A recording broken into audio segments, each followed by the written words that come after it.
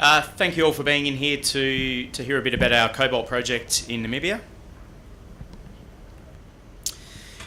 We have there at the top there, we talk about this being a strategic asset, and the reason why, the two key things that we like about it that we think make it strategic are its size. It's 126,000 tonnes contained cobalt so far from just the first drilling program out there, and secondly, probably most importantly, it's the fact that it's in Namibia, which we consider to be one of the better jurisdictions in Africa. It's got simple, uncomplicated mineralogy. The cobalt mineral is a mineral called lignite, and what's important about that is that it's a simple sulfide mineral that doesn't have any arsenic in the structure of it. We have no uranium in the deposit, so from those environmental and processing type issues, we think that we stand well there. We're looking at an integrated solution here where we'll have a refinery in Namibia that will produce, the products that will be produced will be a zinc sulfate byproduct. There'll be a copper cathode product, and the main product will be what we think now will be cobalt metal, a cobalt metal product with the option to produce sulfate, but we're leaning more towards the metal now. It's a little bit about the corporate structure of the company. We capped roughly about in the $40-45 million range.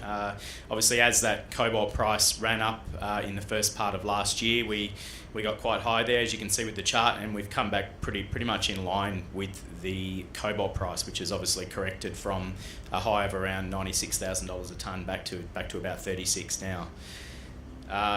We're still obviously very bullish on the cobalt price moving forward, and for us, we were fortunate enough or smart enough to raise money at the top of that market, and we've still got about $9.6 million in the bank, which will allow us to continue to progress our programs here. It's a little bit about the board and management.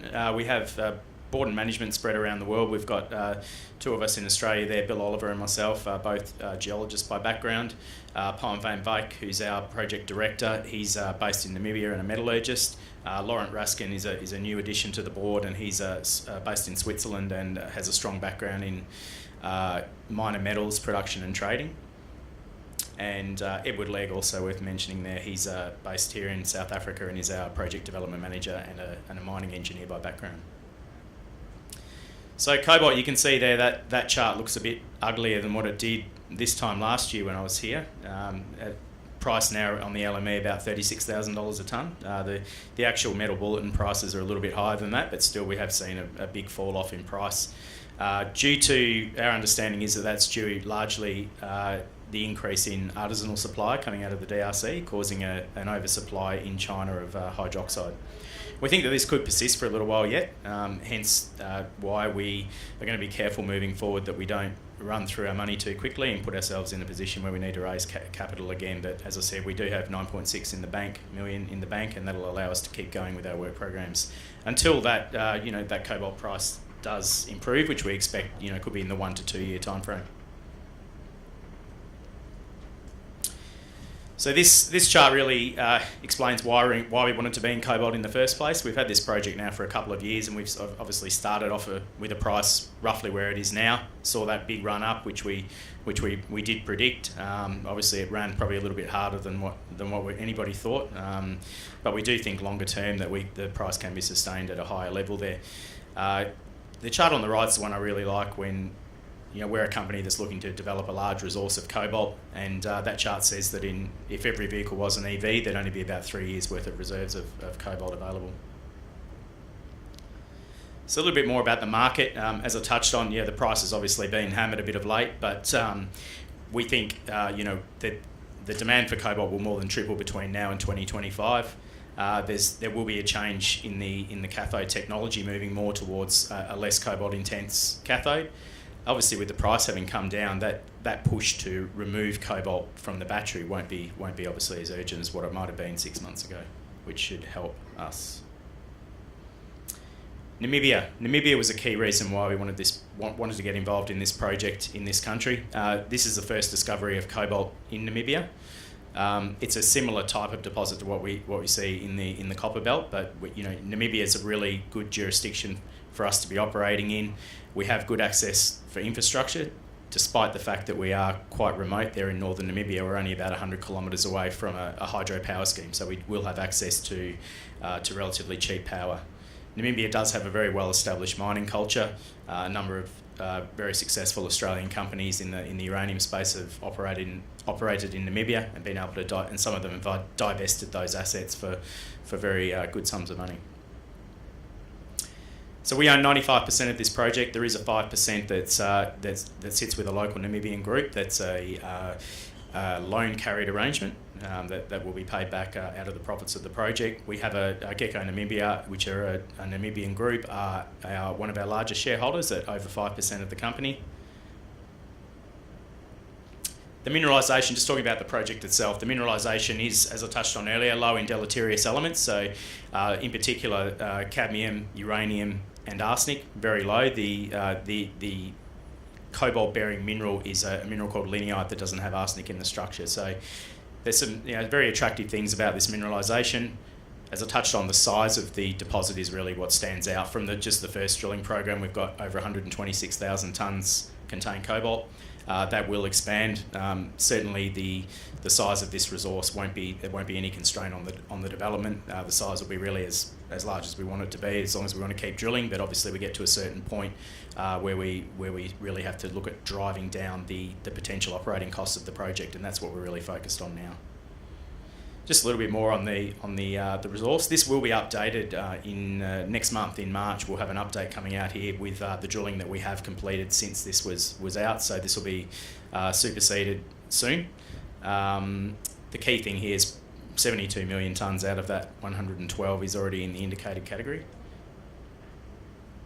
Peer comparison, this is against other ASX listed companies. The orange colours there are the projects that are similar to us in terms of being sulphide type projects. The greys are the nickel laterite. So you can see the size and grade of Apuo is up there, sort of around in line with some of those nickel laterite projects from Australia. And as I touched on, we do think that this size of this resource will continue to grow. Just a little bit about what this the existing resource, most of it looks like the image there on the left. So it's a very simple, consistent ore body that extends over, so far, about 14 kilometres. We are finding now, as we're continuing our drilling of recent announcements, will have illustrated that we're finding other parts of the deposit where the ore body is actually thicker and more flat lying. So we're looking to really get those into the resource and into our mine plans. We think that that'll be a beneficial iteration to the mine plan, allowing us to consider different types of mining, such as room and pillar, which will be cheaper and allow us to extract more ore per year, because we really need to exploit the size of this resource. It's a key feature. So the resource itself, the existing resource is the pink and blue there, pink being the indicated and blue the inferred. We put out an exploration target late last year, so that's the green zone there, which is we expect to get roughly between 34 and 51 million tonnes from that zone at a similar grade to what we have already, maybe slightly higher.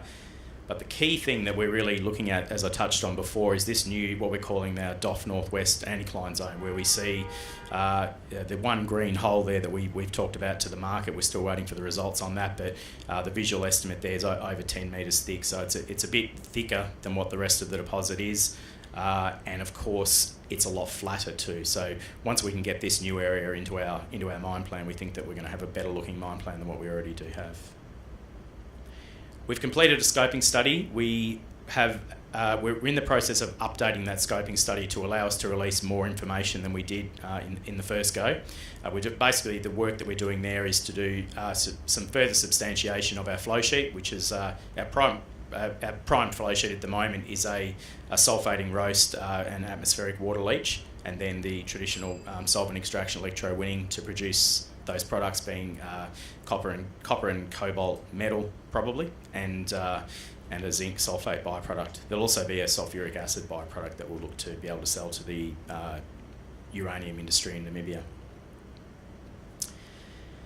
So this, we have started a PFS on the project. We will pause that PFS in April to effectively update the scoping study, and then we'll press on with the further work for the scoping study, looking to have that scheduled for completion around Q4 of this year, assuming that we still keep going full bore on it. As I touched on, we will look to make sure we preserve that cash balance and not put ourselves in a position where we need to raise again too soon, given the current state of the cobalt market. This is a little bit about the study team. Pine leads it up in Namibia. We've got a selection of consultants there, mostly well known. A lot of them are based here in South Africa and others based back in Australia. And locally we use the local version of SLR in Namibia for the environmental work. Just a little bit about the broader exploration potential of the project. We did a SkyTEM survey last year and it's generated a whole host of targets, so we're only just starting to follow up with drilling at the moment. They're not all cobalt or copper targets. There are lead, zinc, vanadium targets and copper gold targets within the tenement, the broad tenement package. It's about 1,500 square kilometres, so still a lot to look at here for the rest of the project. Upcoming catalysts, the updated mineral resource and the updated scoping study are the main key things that investors can look forward to seeing updates on over the next couple of months. And thank you very much for your time.